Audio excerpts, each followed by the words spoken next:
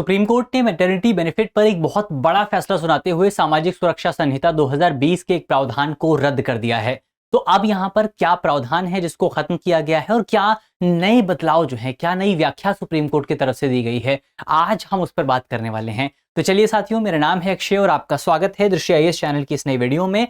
करते हैं वीडियो की शुरुआत और सबसे पहले देखते हैं कि सुप्रीम कोर्ट ने क्या इंपॉर्टेंट डिसीजन दिया है।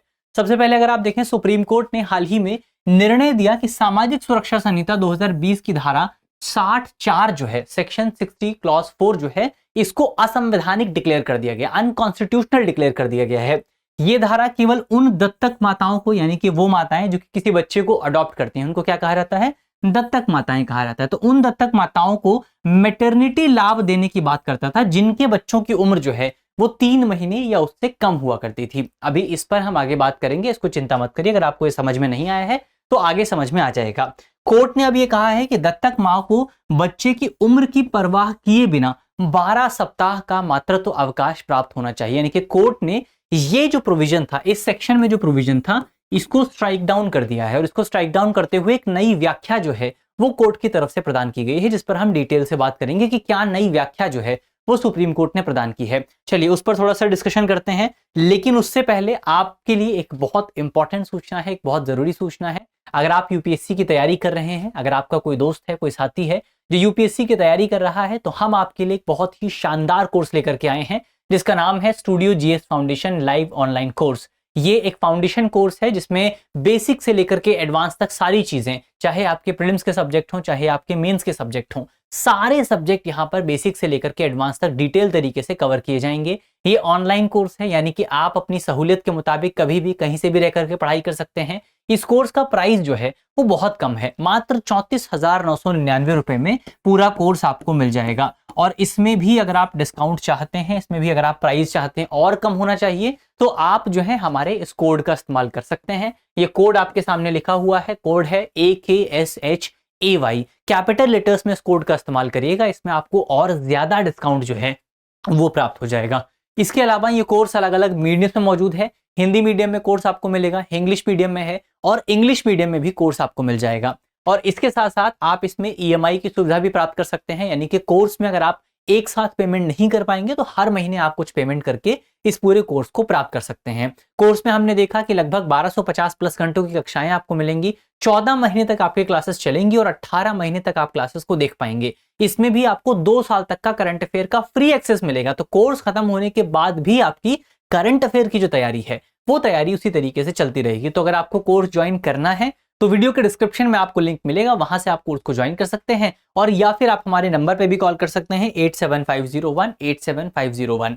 चलिए अब यहां से बढ़ते हैं आगे और बात करते हैं सबसे पहले पूर्व में प्रावधान क्या था, पहले का प्रोविजन क्या था, उसको थोड़ा सा हम डिस्कस करते हैं और इससे हम समझने की कोशिश करेंगे कि सुप्रीम कोर्ट ने क्या फैसला दिया है। तो पूर्ववर्ती प्रावधान अगर आप देखें तो जो आपका सोशल सिक्योरिटी कोड 2020 का सेक्शन 60 क्लॉज 4 था, ये क्लॉज बेसिकली क्या कहता है? ये क्लॉज जो है वो पहले कहता था कि केवल उन महिलाओं को ही मैटरनिटी बेनिफिट मिलेंगे, केवल उन महिलाओं को ही मैटरनिटी लीव प्राप्त होगी जिन्होंने 3 महीने से कम उम्र के बच्चे को गोद लिया है, जिन्होंने 3 महीने से कम उम्र के बच्चे को गोद लिया है। तो सबसे पहले समझने की कोशिश करते हैं कि ये प्रोविजन करता क्या था। सेक्शन 60 क्लॉज 4 जो था वो बेसिकली आपका महिलाओं को 2 कैटेगरीज में डिवाइड करता था, खासतौर पर जो महिलाएं अडॉप्ट करती हैं, जिनको कमीशनिंग मदर कहा जाता है। तो जो कमीशनिंग मदर हुआ करती थी वो महिलाओं को 2 कैटेगरी, कमीशनिंग मदर्स को ये सेक्शन 2 कैटेगरीज में डिवाइड करता था।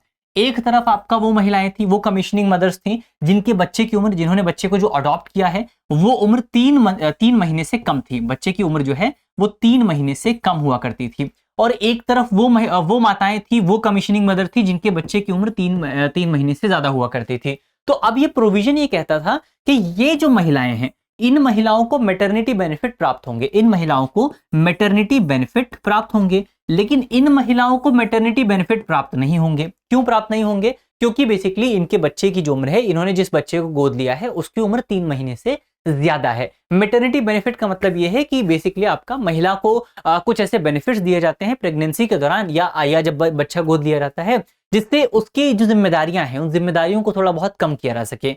जैसे अगर आप देखें तो 12 सप्ताह तक का, क्या एक ये भी एक बेनिफिट होता है, 12 वीक्स तक आपको मैटरनिटी लीव प्राप्त होती है, ये भी पेड लीव आपको प्राप्त होती है। लेकिन इस कैटेगरी में जो महिलाएं आती थी, जो कमीशनिंग मदर आती थी, उनको ये बेनिफिट अब तक नहीं मिलता था। अब इसमें आपका जो सरकार का पक्ष था, सरकार का पक्ष क्या था, सरकार यहां पर ये कह रही थी कि बेसिकली आपका जो जैविक माताएं हैं, यानी कि जो बायोलॉजिकल मदर्स हैं, जो बच्चे को अडॉप्ट नहीं करती हैं बल्कि जो बच्चे को जन्म देती हैं, तो जो बायोलॉजिकल मदर्स हैं उनको 18 सप्ताह का अवकाश इसीलिए दिया जाता है क्योंकि उन्हें प्रसव के दौरान शारीरिक रिकवरी की आवश्यकता होती है, जो उनकी बॉडी होती है उसको रिकवर करने में टाइम लगता है, इसीलिए उनको ज्यादा बेनिफिट मिलता है। वहीं आपका जो 3 महीने से कम उम्र की जो महिलाएं हैं, इनको 12 सप्ताह तक का 12 वीक का मैटरनिटी लीव मिलती थी, लेकिन इन महिलाओं को एक भी मैटरनिटी लीव नहीं मिलती थी। तो अब सुप्रीम कोर्ट ने क्या किया है, सुप्रीम कोर्ट ने ये जो क्लासिफिकेशन है, एक इस कैटेगरी वाला और ये किस कैटेगरी वाला, इस क्लासिफिकेशन को खत्म कर दिया है। सुप्रीम कोर्ट ने कहा है कि अब अगर कोई भी महिला, अगर कोई भी कमीशनिंग मदर किसी बच्चे को गोद लेती है, भले ही बच्चे की उम्र कितनी भी हो, तो उस महिला को 12 सप्ताह तक की जो मैटरनिटी लीव है वो लीव प्राप्त होने वाली है। इसके पीछे बेसिकली यहां पर आपका जो तर्क दिए जा रहे थे, जो पूरा डिस्कशन हुआ था, उसमें यह तर्क दिया गया था कि ये जो आपका 3 महीने की जो कंडीशन यहां पर निर्धारित की गई है, ये कंडीशन बिल्कुल भी रैशनल नहीं है, बिल्कुल भी उचित नहीं है। उचित इस वजह से नहीं है क्योंकि जो बच्चा गोद लेने की जो प्रक्रिया है, वो प्रक्रिया बेसिकली आपका कारा जो अथॉरिटी है, इस अथॉरिटी के माध्यम से डिसाइड की गई है। लेकिन अगर आप नियमों को पढ़ेंगे जाकर के और नियमों में पूरे प्रोसेस को प्रैक्टिकली देखेंगे, तो ये देखने को मिलता है कि एक बच्चे को सामान्यतः गोद लेने में 3 से 4 महीने का समय लगता है। एक बच्चे को सामान्यतः गोद लेने में 3 से 4 महीने का समय लगता है। और अगर बच्चे को गोद लेने में ही 3 से 4 महीने का समय लग रहा है, तो इसका मतलब तो ये हुआ कि कोई भी बच्चा जो है वो इस कैटेगरी में आएगा ही नहीं, कोई भी कमीशनिंग मदर जो है वो इस कैटेगरी में आएगी ही नहीं, क्योंकि बच्चा गोद लेने में ही 3 से 4 महीने का समय लग रहा है। तो 3 से 4 महीने का समय प्राप्त होते ही, समय गुजरते ही बेसिकली आपका बच्चा, वो महिला जो है वो इस कैटेगरी से निकल करके इस कैटेगरी में आ जाएगी। तो उनको तो मैटरनिटी बेनिफिट, जो आपकी कमीशनिंग मदर्स हैं, उनको मैटरनिटी बेनिफिट मिल ही नहीं पाएगा क्योंकि गोद लेने की प्रक्रिया ही बहुत लंबी है, 3 से 4 महीने के आसपास है। तो ये प्रोविजन जो है ये तो आपका बिल्कुल गलत हो जाता है, इसीलिए सुप्रीम कोर्ट ने इसको रद्द कर दिया है। तो ये एक इंपॉर्टेंट पॉइंट हमको याद रखना है, उस पर हमने डिस्कशन कर लिया कि सुप्रीम कोर्ट के पूर्ववर्ती प्रावधान क्या था, केंद्र सरकार का यहां पर क्या कहना था और कोर्ट ने इस पर क्या डिसीजन दिया है। अब कोर्ट ने डिसीजन देते हुए कुछ टिप्पणियां भी यहां पर की हैं, कुछ कमेंट्स दिए हैं, उन कमेंट्स पर एक बार बात करते हैं। सबसे पहले कोर्ट ने कहा है कि दत्तक माताओं को बच्चे की उम्र के आधार पर अलग करना जो है वो पूरी तरीके से अनुचित है, पूरी तरीके से गलत है, वो हमने देख लिया। सेक्शन 60 क्लॉज 4 में किया गया वर्गीकरण सामाजिक सुरक्षा संहिता 2020 के उद्देश्यों से तार्किक रूप से जुड़ा हुआ नहीं है, यानी कि इसका कोई रैशनल नेक्सस आपको देखने को नहीं मिलेगा।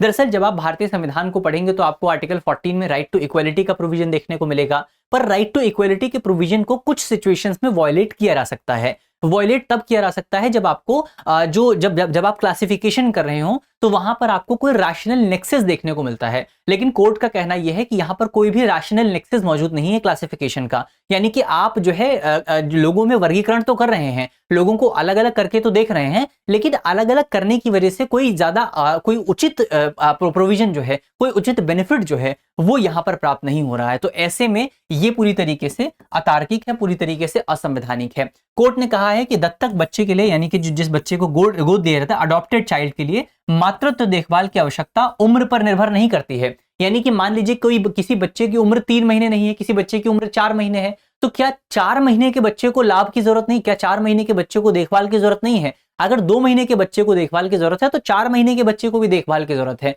यही बात कोर्ट ने यहां पर दोहराई है। तो 3 महीने से अधिक उम्र के बच्चों को गोद लेने वाली माताओं की जिम्मेदारियां भी जो हैं समान होती हैं। यानी कि कोर्ट ने बेसिकली यहां पर ये कहा है कि जब कोई महिला जो है वो बच्चे को गोद लेती है तो मातृत्व लाभ का उद्देश्य केवल जो प्रेगनेंसी है उसके दौरान बेनिफिट देना नहीं है, बल्कि प्रेगनेंसी के बाद भी महिलाओं को बहुत सारी जिम्मेदारियों का सामना करना पड़ता है। प्रेगनेंसी के बाद भी बच्चों की देखभाल करनी पड़ती है, उस देखभाल के लिए भी महिलाओं को पर्याप्त लाभ प्राप्त होने चाहिए। तो इसीलिए सुप्रीम कोर्ट ने इस पूरे प्रोविजन को, सेक्शन 60 क्लॉज 4 को रद्द कर दिया है। तो कोर्ट ने साफ तौर पर कहा है कि जो आयु आधारित वर्गीकरण है, जो आयु आधारित भेदभाव है, ये पूरी तरीके से जो है अतार्किक है, पूरी तरीके से इर्रेशनल है। ये बात कोर्ट ने यहां पर दोहराई है। इसके अलावा अगर आप देखें, इसका संवैधानिक आधार भी कोर्ट ने बताया है, वो तो हमने डिस्कस ही कर लिया। 2 इंपॉर्टेंट आर्टिकल्स यहां पर आपके निकल करके आते हैं। आर्टिकल 14 है और आर्टिकल 21 है। आर्टिकल 14 जो है वो समानता के अधिकार की बात करता है, राइट टू इक्वलिटी की बात करता है। आर्टिकल 21 जीवन और व्यक्तिगत स्वतंत्रता के अधिकार की बात करता है। तो दोनों जो अधिकार हैं, दोनों अधिकारों का उल्लंघन जो है वो हो रहा था सेक्शन 60 क्लॉज 4 की वजह से। तो अब इसीलिए सुप्रीम कोर्ट ने इस पूरे प्रोविजन को रद्द कर दिया है। चलिए यहां से बढ़े आगे, और पितृत्व अवकाश पर भी सुप्रीम कोर्ट ने बात की है, पैटर्निटी लीव पर भी सुप्रीम कोर्ट ने बात की है। बहुत छोटा सा टॉपिक है, ज्यादा इसमें कुछ नहीं, 2 पॉइंट यहां पर मौजूद है। सुप्रीम कोर्ट ने केंद्र सरकार से आग्रह किया है कि जो आपका पैटर्निटी लीव होता है, पैटर्निटी लीव को भी सामाजिक सुरक्षा लाभ के रूप में मान्यता प्रदान किया, यानी कि हमारा जो सोशल सिक्योरिटी कोड है उसमें मैटरनिटी लीव का जिक्र तो आपको मिलेगा, लेकिन पैटर्निटी लीव के बारे में कोई बात नहीं की गई है। पर कोर्ट ने कहा है कि पैटर्निटी लीव का जो प्रोविजन है वो भी हमको अपने कानूनों में शामिल करना चाहिए। इस अवधि, अब पैटर्निटी लीव की अवधि क्या होगी ये कोर्ट ने डिसाइड नहीं किया है। कोर्ट ने कहा है कि दोनों माता पिता की आवश्यकता के अनुरूप जो है ये अवधि तय की जा सकती है, ये टाइम पीरियड जो है वो डिसाइड किया जा सकता है। तो ये हमने देखा कि पितृत्व अवकाश को लेकर के कोर्ट की क्या टिप्पणी आई है। अब अंत में आपके लिए एक करंट अफेयर का सवाल है जिसका जवाब आपको कमेंट बॉक्स में देना है।